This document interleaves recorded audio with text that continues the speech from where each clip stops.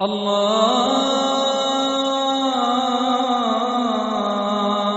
أكبر الله أكبر الله أكبر الله أكبر. الحمد لله وحده والصلاة والسلام على من لا نبي بعده. أما بعد فأعوذ بالله من الشيطان الرجيم. بسم الله الرحمن الرحيم. سبح لله ما في السماوات والأرض وهو العزيز الحكيم.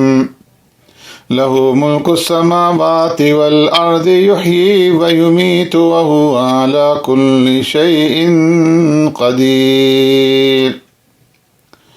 هو الأول والآخر والظاهر والباطن وهو بكل شيء عليم.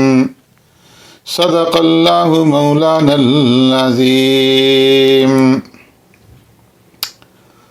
معزز سامعین و ناظرین، سورہ حدید جو سورہ واقعہ کے بعد آئی ہے، یہ مدنی صورت ہے اور اس میں 29 آیات اور 4 رکوع ہیں۔ حدید لوہے کو کہتے ہیں اور اس صورت کے اندر اللہ تبارک و تعالیٰ نے حدید لوہے کے پیدا کرنے کا ذکر فرمایا ہے، اس لیے اسے سورہ حدید کا جو ہے نام دیا گیا ہے۔ ترتیبی اعتبار سے اس سورت کا نمبر 57 ہے اور نزولی اعتبار سے اس سورت کا نمبر جو ہے وہ 94 ہے۔ صلح حدیبیہ اور فتح مکہ کے درمیانی زمانے کی صورتوں میں سے یہ صورت ہے اور اس کے اندر اللہ تبارک و تعالیٰ کی علم و قدرت کی وسعتوں اور انفاق فی سبیل اللہ اور پیارے پیغمبر صلی اللہ علیہ وسلم کی صداقت کا اعلان کیا گیا ہے۔ فتح مکہ سے قبل اسلام کے لیے جان اور مال سے جہاد کرنے والے مسلمانوں کی فضیلت کا بیان ہے اور منافقین کی اور ان کے نفاق کی مذمت کی گئی ہے۔ دنیاوی زندگی اور اس کے ساز و سامان کی بے ثباتی بیان فرمائی گئی ہے۔ نیکیوں کے لیے ایک دوسرے سے بڑھ چڑھ کر کے آگے نکلنے کا اور حصہ ڈالنے کا ترغیب جو ہے وہ دی گئی ہے۔ اللہ کی نعمتوں میں سے ایک نعمت لوہا اور لوہے سے بننے والی چیزوں کا ذکر کیا گیا ہے اور اس کا صحیح مصرف کیا ہونا چاہیے اس کا تذکرہ ہے کہ جب لوگ حق کو مٹا ڈالنے کے اوپر تل جاتے ہیں تو پھر اس صورت کے اندر انبیاء کو تلوار اٹھانی چاہیے۔ انسان کی اخلاقی اور روحانی تربیت کی خاطر سلسلہ رسالت کا جاری کیے جانا اور حضرت عیسیٰ علیہ السلام کا تشریف لانا اور پھر پیارے پیغمبر صلی اللہ علیہ وسلم کی بعثت، اس کا اختصار سے ذکر ہے۔ اللہ اور رسول پر ایمان اور تقوی اختیار کرنے کا حکم اور اس کے نتیجے میں آخرت کے اندر ملنے والے انعامات کی بشارت ہے۔ اس صورت میں بنیادی طور پر 3 مضامین جو ہیں وہ مذکور ہیں۔ پہلا یہ کہ کائنات میں جو کچھ ہے وہ سب اللہ کا ہے۔ سبح للہ ما فی السماوات والارض وہو العزیز الحکیم۔ لہ ملک السماوات والارض، وہی ہر چیز کا خالق ہے اور وہی ہر چیز کا مالک ہے۔ کائنات کی ہر چیز اس کی حمد و ثنا بیان کرتی ہے۔ انسان اور حیوان، شجر اور حجر، فرشتے، جمادات، نباتات، سب کے سب زبان حال اور زبان قال سے اس کی عظمت اور اس کی کبریائی کا اقرار کرتے ہیں۔ فرمایا کہ جب کچھ بھی نہیں تھا تب بھی رب العالمین کی ذات موجود تھی، اور جب کچھ بھی نہیں رہے گا تب بھی وہ موجود ہوگا۔ وہ ہر چیز کے اوپر غالب ہے، اس پر کوئی غالب نہیں آ سکتا۔ وہ ظاہر اور اتنا ظاہر ہے کہ ہر چیز میں اس کی شان جو ہے وہ ظاہر ہے، اور باطن ہے اور مخفی ہے، اور ایسا مخفی ہے کہ کوئی عقل اس کی حقیقت تک نہیں پہنچ سکتی، اور کوئی خواص جو ہیں وہ اس کا ادراک نہیں کر سکتے۔ فرمایا هو الاول والآخر والظاہر والباطن وهو بكل شيء علیم۔ اللہ تعالیٰ اول حقیقی اور آخر حقیقی ہے۔ اول حقیقی کا معنی کہ جس کی کوئی ابتدا نہیں، یعنی اس سے پہلے کوئی چیز نہیں تھی، اور آخر حقیقی کا معنی کہ جس کی کوئی انتہا نہیں، جب ہر چیز فنا ہو جائے گی تو وہ اس وقت بھی موجود رہے گا۔ اللہ ظاہر بھی ہیں اور باطن بھی ہیں۔ ظاہر اس اعتبار سے کہ اس کے وجود و قدرت کی نشانیاں ہر جگہ پھیلی ہوئی ہیں، اور باطن اس اعتبار سے کہ دنیا میں وہ آنکھوں سے نظر نہیں آتا۔ اس صورت کے اندر دوسرا جو مضمون ہے وہ یہ کہ اللہ اور رسول پر ایمان لانے اور دین کی سربلندی کے لیے مال اور جان قربان کر دینے کا حکم دیا گیا ہے۔ انفاق فی سبیل اللہ کی ترغیب دیتے ہوئے فرمایا گیا، تمہیں کیا ہو گیا ہے کہ جب تم اللہ کی راہ میں خرچ نہیں کرتے؟ حقیقت میں تو آسمانوں اور زمین کی میراث کا مالک اللہ ہی ہے۔ وَلِلَّهِ مِيرَاثُ السَّمَاوَاتِ وَالْأَرْضِ۔ تمہاری موت کے بعد تمہارا مال و متاع اور سیم و زر جو کچھ بھی ہے اس کا وہ اکیلا ہی وارث ہوگا۔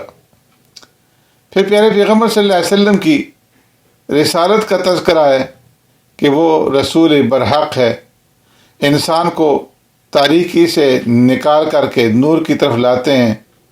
اور پھر فتح مکہ سے قبل اسلام کے لیے جہاد کرنے اور مال خرچ کرنے والوں کا تذکرہ کرتے ہوئے فرمایا کہ ایسے لوگوں کا درجہ بہت بڑا ہے۔ فتح مکہ کے بعد اسلام کے لیے کوشش کرنے والے، مال خرچ کرنے والے اگرچہ اپنی جگہ پہ قابل قدر ہیں، مگر ان دونوں کے درجات جو ہے وہ فرمایا کہ برابر نہیں ہو سکتے۔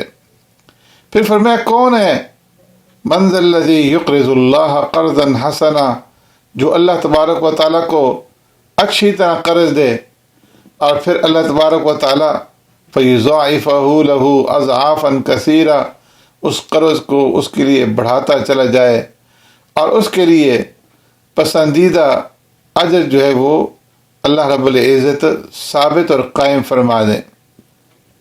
انفاق فی سبیل اللہ کی ترغیب کے ساتھ ساتھ مخلص اہل ایمان اور منافقوں کا جو حال ہوگا اللہ نے اس صورت کے اندر اس کو بھی بیان فرمایا ہے، اور پھر ایمان والوں کو جھنجھوڑنے والے انداز میں خبردار کیا ہے کہ وہ منافقوں اور یہود و نصارہ کی طرح دنیا کی زندگی اور اس کی ظاہری کشش سے دھوکہ نہ کھائیں۔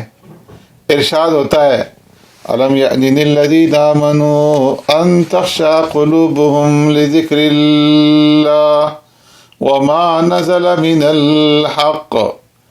کیا اب تک ایمان والوں کے لیے وقت نہیں آیا کہ ان کے دل ذکر الہی سے اور جو حق ان کے اوپر اتر چکا ہے اس سے نرم ہو جائیں، اور ان کی طرح نہ ہو جائیں جنہیں ان سے پہلے کتاب دی گئی تھی، پھر جب ان پر ایک زمانہ دراز گزر گیا تو فقست قلوبہم، ان کے دل سخت ہو گئے، اور وکثیر منہم فاسقون، ان میں سے بہت سے فاسق ہیں۔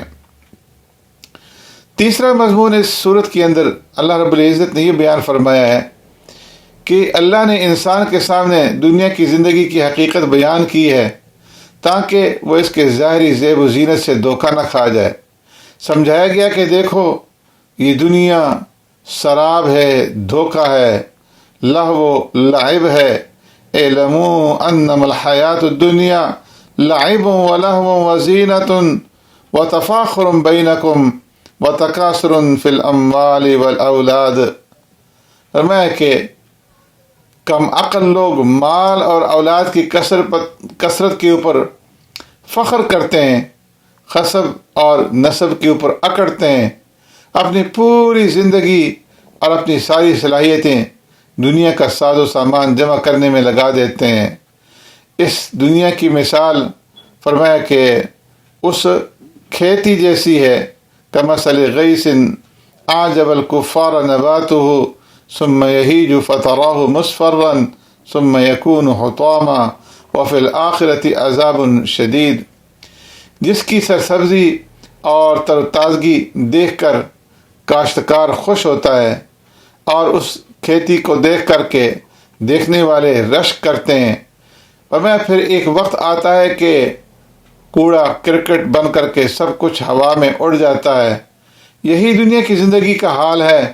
یہ دنیا فانی ہے اور یہاں کی ہر چیز زوال پذیر اور فانی ہے، لیکن آخرت کی زندگی دائمی ہے اور وہاں کی نعمتیں ہمیشہ باقی رہنے والی ہیں۔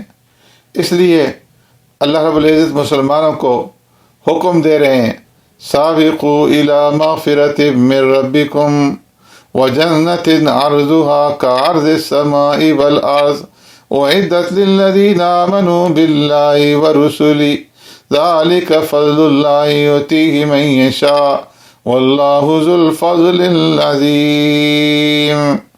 کہ اللہ کی مغفرت کی طرف اور جنت کے حصول کے لیے دوڑ لگاؤ اور ایک دوسرے سے آگے بڑھنے کی کوشش کرو، ایک دوسرے کے اوپر سبقت لے جاؤ۔ پھر اللہ تبارک و تعالی فرماتے ہیں کہ مصیبت پر حد سے زیادہ رنج کرنا یا کسی چیز کے ملنے پر حد سے زیادہ خوش ہونا کہ اللہ رب العزت ہی بھول جائے، یہ دونوں غلط روش ہیں، غلط طریقے ہیں۔ صحیح روش یہ ہے کہ اللہ کی مرضی کے ماتحت انسان اپنے آپ کو دے دے، اور پھر بتایا کہ بہت سے انبیاء آئے اور ان کے ساتھ معجزات اور اللہ رب العزت نے صحیفے اور کتابیں بھی بھیجی تاکہ لوگ متوازن راہ کے اوپر گامزن ہوں۔ اور پھر آخر میں اللہ تبارک و تعالیٰ نے لوہے کا تذکرہ کرتے ہوئے بتایا ہے کہ اللہ نے ایک یہ نعمت تمہیں دی ہے جس سے تم جنگ کا ساز و سامان جو ہے وہ تیار کرتے ہو اور دوسرے فوائد اس سے حاصل کرتے ہو۔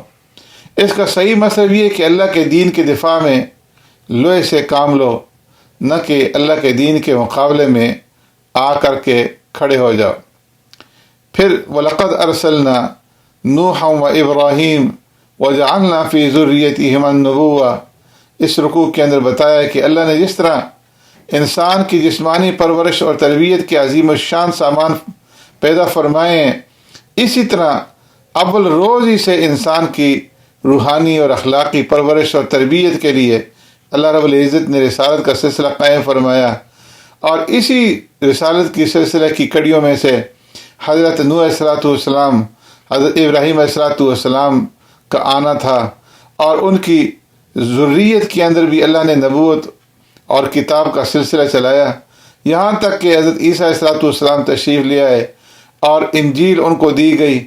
مطلب یہ کہ رسالت محمدی بھی اسی سلسلہ رسالت کی ایک کڑی اور آخری کڑی ہے، اور قرآن اس سلسلے کی آخری کتاب ہے۔ پھر آخر میں اللہ اور رسول پر ایمان اور تقوی اختیار کرنے کا حکم جو ہے وہ دیا گیا ہے، اور اس سلسلے میں جنت کی بشارت دی گئی ہے، اور اہل کتاب کو بتایا کہ اللہ نے تمہارے اوپر بڑے احسانات کیے، تمہیں بڑی فضیلتیں دی، دنیا کی امامت و سیادت کا منصب عطا فرمایا، مگر جب تم نے اللہ سے اپنا رشتہ توڑا تو وہی اللہ یہ ساری فضیلتیں تم سے چھین کر کے امت محمدیہ کو عطا فرما رہا ہے۔ دیکھ لو تمہارا زور اللہ کے کسی فضل پر نہیں، یہ اللہ ہی کے ہاتھ میں ہے جسے چاہے۔ لِأَلَّا يَعْلَمَ أَهْلُ الْكِتَابِ أَلَّا يَقْدِرُونَ عَلَى شَيْءٍ مِّن فَضْلِ اللَّهِ وَأَنَّ الْفَضْلَ بِيَدِ اللَّهِ يُؤْتِيهِ مَن يَشَاءُ وَاللَّهُ ذُو الْفَضْلِ الْعَظِيمِ۔ فرمایا کہ اللہ تبارک و تعالی بہت بڑے فضل والے ہیں۔ اس طرح اشارتاً مسلمانوں کو خبردار کر دیا گیا کہ اگر تم نے بھی اہل کتاب کی طرح حرکتیں کی اور احکام الہی سے بچنے کے لیے چور دروازے نکالتے رہے تو تمہاری جگہ اللہ تبارک و تعالی کسی اور قوم کو لے آئے گا۔ اللہ تبارک و تعالی کسی کا محتاج نہیں ہے۔ سبحانک اللہم و بحمدک نشہد ان لا الہ الا انت نستغفرک و نتوب